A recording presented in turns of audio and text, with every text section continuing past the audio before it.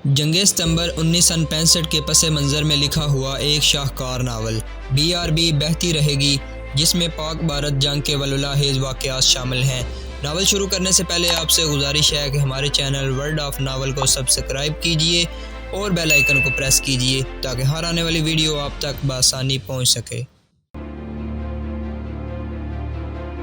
क्योंकि कॉलेज के नाम पर ही उसे माँ बाप से मुँह मांगे पैसे मिल रहे थे।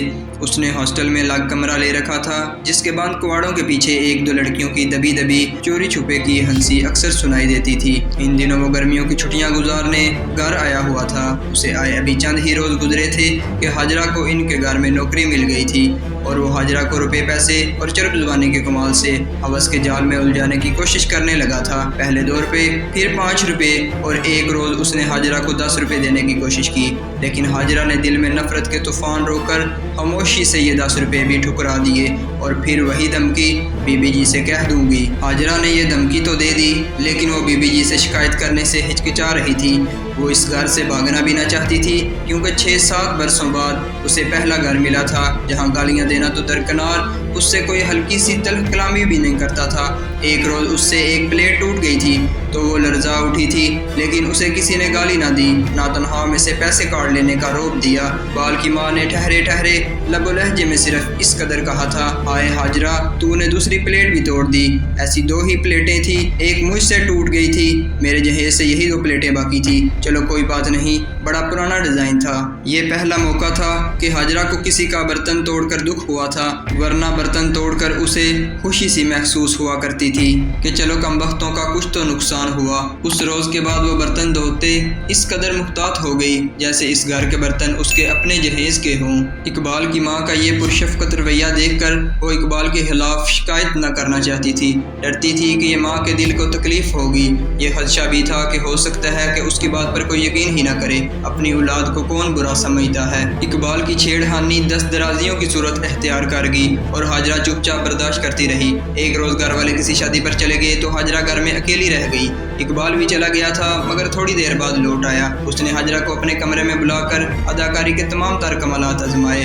हाजरा को सोने की चूड़ियों, बालियों और रेशमी दुपट्टे के लाले दिए। उसे खींच खींच कर अपने पास बिठाने की कोशिश की, लेकिन हाजरा के आंसू बह निकले। इकबाल जी, हाजरा दुखियारी और हारी हुई आवाज में बोली, तुम तो मर्द हो, किसी भाइयों वाली बहन को जा छेड़ो ना। बेआसरा नुकरानी को छेड़ना जुआ मर्दी तो नहीं। उसके लबो लहजे में बेबस और शिकस्त खुर्दा इल्तिजा थी, मगर इकबाल का दिल पत्थर था, पत्थर ही रहा।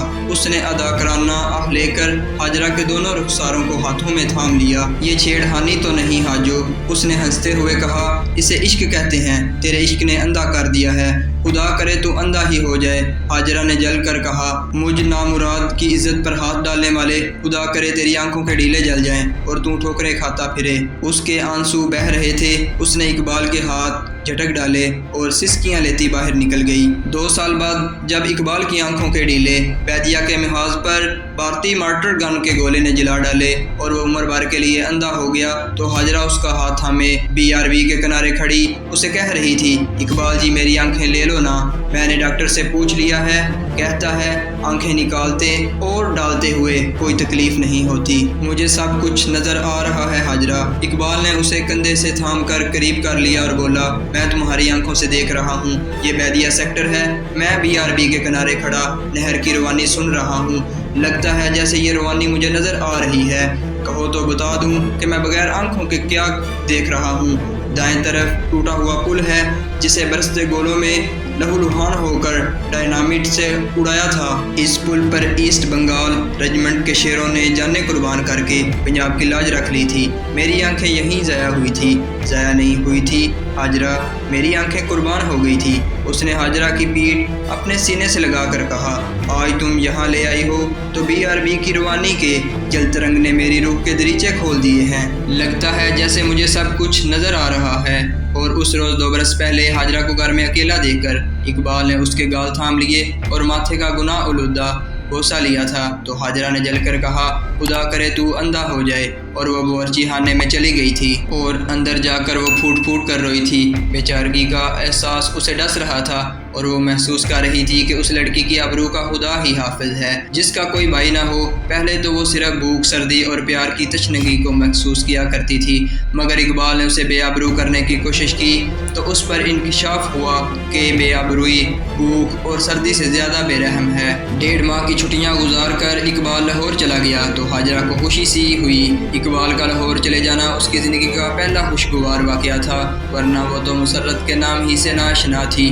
मगर ये खुशी दूसरे ही रोज़ दम तोड़ गई जब उसे पहली बार सौदा सल्फ लाने के लिए बाजार जाना पड़ा।